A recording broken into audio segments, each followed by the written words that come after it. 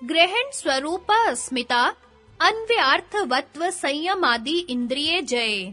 शब्दार्थ: ग्रहण बराबर ग्रहण, स्वरूप बराबर स्वरूप, अस्मिता बराबर अस्मिता, अन्वय बराबर अन्वय, अर्थवत्व बराबर अर्थवत्व में, संयमात बराबर संयम करने से इंद्रिय जय बराबर इंद्रिय जय होता है। अन्व्यार्थ: ग्रहण, स्वरूप, अस्मिता, अन्वय और अर्थवत्व में संयम करने से इंद्रिय जय होता है। व्याख्या: इंद्रियों के निम्न 5 रूप है। इन पांचों रूपों में क्रम से साक्षात पर्यंत संयम करने से इंद्रिय जय सामर्थ्य प्राप्त होती है। पहला, ग्रहण। इंद्रियों की विषयाभिमुखी वृत्ति ग्रहण कहलाती है। दूसरा, स्वरूप। सामान्य रूप से इंद्रियों का प्रकाशकत्व, जैसे नेत्रों का नेत्रत्व आदि स्वरूप कहलाता है। तीसरा, अस्मिता। इंद्रियों का कारण अहंकार, जिसका इंद्रियां विशेष परिणाम है। चौथा, अन्वय।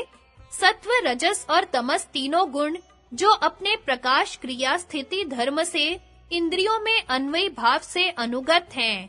पांचवा, अर्थवत्व। इनका प्रयोजन पुरुष को भोग, अपवर्ग दिलाना। टिप्पणी: व्यास भाष्य का भाषानुवाद। 5 ज्ञानेंद्रियों में एक-एक इंद्रिय के 5-5 रूप हैं।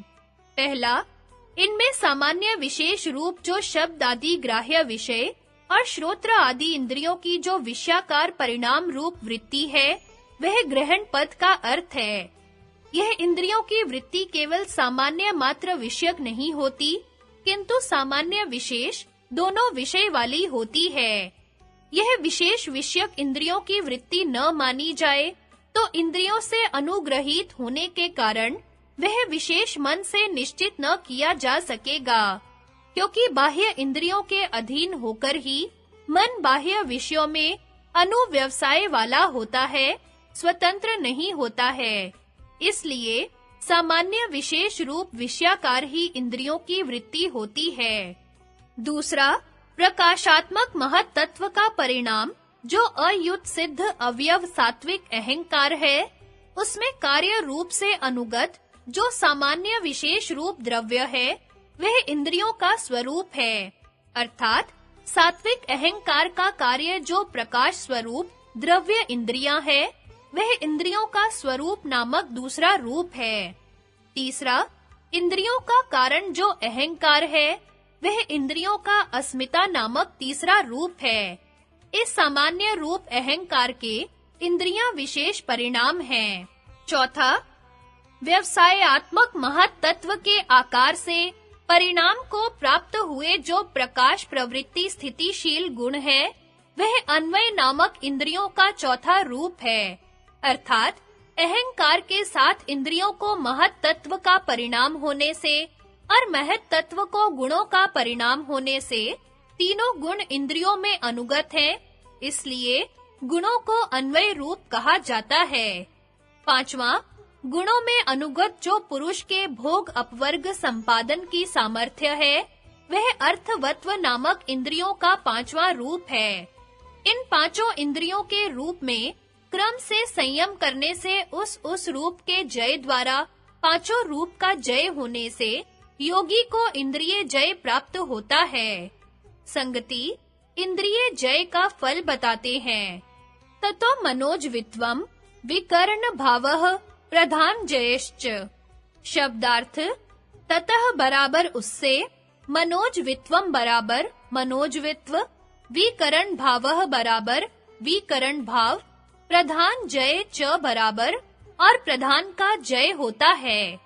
अन्व्यार्थ: इंद्रिय जय से मनोजवित्व, विकरण भाव और प्रधान का जय होता है।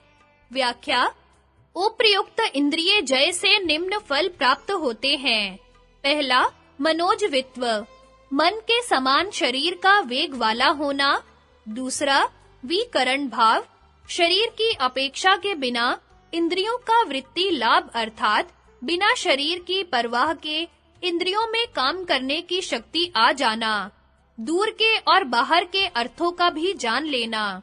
तीसरा, प्रधान जय, प्रकृति के सब विकारों का वशीकार सिद्धियां जितेंद्रिय पुरुष से ही प्राप्त की जा सकती हैं।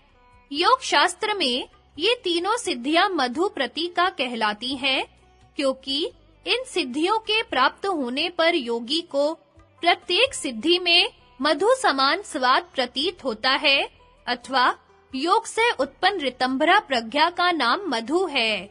संगति, ग्राह्य और ग्रहण के पश्चात ग्रहित्र में संयम का फल बतलाते हैं, अर्थात जिस विवेक ख्याति के लिए यह सब संयम निरूपण किए हैं, उसका अवान्तर फल बतलाते हैं। सत्व पुरुषान्यता ख्याति मात्रस्य सर्वभावाधिष्ठातृत्वम् सर्वज्ञातृत्वम् च। शब्दार्थ: सत्व पुरुष अन्यता ख्याति मात्रस्य बराबर चित्त और पुरुष के भेद जानने वाले को सर्वभाव अधिष्ठा त्रित्वम् बराबर सारे भावों का मालिक होना, च सर्वज्ञातृत्वम् बराबर और सर्वज्ञ होना प्राप्त होता है। अन्व्यार्थ: चित्त और पुरुष के भेद जानने वाले को सारे भावों का मालिक होना और सर्वज्ञ होना प्राप्त होता है। व्याख्या: सर्वभाव अधिष्ठातृत्वम्। गुणों का कर्तृत्व अभिमान शिथिल होने पर उनके सब परिणामों और भावों को पुरुष के प्रति स्वामी के समान बरतना है। सर्वज्ञातृत्व: वे गुण जो अतीत, अनागत और वर्तमान काल में धर्मी भाव से अवस्थित रहते हैं, उनका यथार्थ विवेक पूर्ण ज्ञान सर्वज्ञातृत्व कहलाता है। गुणों का सबसे प्रथम परिणाम महत् तत्व अर्थात समष्टि चित्त है। इसी में सृष्टि के सब नियम बीज रूप से रहते हैं। पुरुषों के व्यष्टि चित्त ग्रहित्र रूप है, जिनके द्वारा गुणों के परिणामों का यथार्थ ज्ञान प्राप्त करके स्वरूप अवस्थित होते हैं। पुरुष चित्त का स्वामी ज्ञान स्वरूप है, पर अविवेक के कारण चित्त में आत्मा का अध्यारोप हो जाता है। यही सर्व कलेशों की मूल अविद्या है। सात्विक चित्त के प्रकाश में संयम करने से पुरुष और चित्त में भेद करने वाला विवेक ज्ञान उत्पन्न होता है, जिसको विवेक ख्याति कहते हैं। इस विवेक ख्याति के हो जाने पर पुरुष अपने को चित्त से पृथक देखता हुआ गुणों के परिणामों का संपूर्ण ज्ञान प्राप्त कर लेता है। श्रुति भी ऐसा ही बतलाती है। आत्मनो वा अरे दर्शने नेदम सर्वविदितम, अर्थात पुरुष दर्शन होने पर सर्वज्ञातृत्व प्राप्त हो जाता है। इस सिद्धि का नाम विशोका है, क्योंकि इसी की प्राप्ति से योगी कलेशों के बंधनों के क्षीण होने से सबका अधिष्ठाता और सर्वज्ञ होकर शोक से रहित विचरता है। वास्तव में सर्वभावाधिष्ठातृत्व पांचों कलेशों को दग्ध बीज करके उन पर विजय प्राप्त कर लेना है, और सर्वज्ञातृत्व यह साक्षात कर लेना है कि सारा व्यवहार ग्रहण और ग्राह्य रूप तीनों गुणों में चल रहा है, अर्थात सारा ही दृश्य त्रिगुणात्मक है। आत्मा इनका दृष्टा इनसे सर्वथा भिन्न, असंग, निर्लेप, अजर, अमर, अप्रसव धर्मी, निष्क्रिय, ज्ञान स्वरूप कूटस्थ नित्य है। व्यास भाष्य का भाषानुवाद। जब बुद्धि सत्व के रज और तम धुल जाते हैं, तब पर वैशारद पर वशीकार अवस्था में अवस्थित होता है। सत्व और पुरुष की अन्यता ख्याति मात्र रूप में प्रतिष्ठित होता है, तब बुद्धि सत्व को सर्व भावों का अधिष्ठातृत्व हो जाता है। सर्वात्मक गुण व्यवसाय और व्यवसाय रूप गुण स्वामी क्षेत्रज्ञ के प्रति अशेष दृश्य रूप से उपस्थित हो जाते हैं। सर्वज्ञातृत्व सर्वात्मक गुण जो शांत, उदित और अव्यपदेश्य धर्म से अवस्थित है, उनके विषय में अक्रमोपारूढ़ विवेकज ज्ञान होता है। यह विशोका नाम की सिद्धि है, जिसको प्राप्त करके योगी सर्वज्ञ क्षीण कलेश बंधन और वशी विहार करता रहता है। योग वार्तिक का भाषानुवाद। सत्व और पुरुष की अन्यता के संयम वाले चित्त का सर्व भावों में, प्रकृति और प्रकृति के कार्यों और पुरुष के विषय में अधिष्ठातृत्व स्वदेह के समान स्वेच्छा विनियोक्तृत्व हो जाता है तथा प्रकृति और पुरुष आदि में सर्वज्ञातृत्व हो जाता है। यहाँ भी साक्षात्कार तक ही समझना चाहिए, क्योंकि संयम की सिद्धि ही अन्य सिद्धियों का हेतु है। शंका, परार्थार्थ स्वार्थ संयमात्। इस सूत्रोक्त संयम से इस संयम का क्या भेद है, जिससे वहाँ पुरुष ज्ञान रूप सिद्धि होती है और यहाँ दूसरी सिद्धि होती है?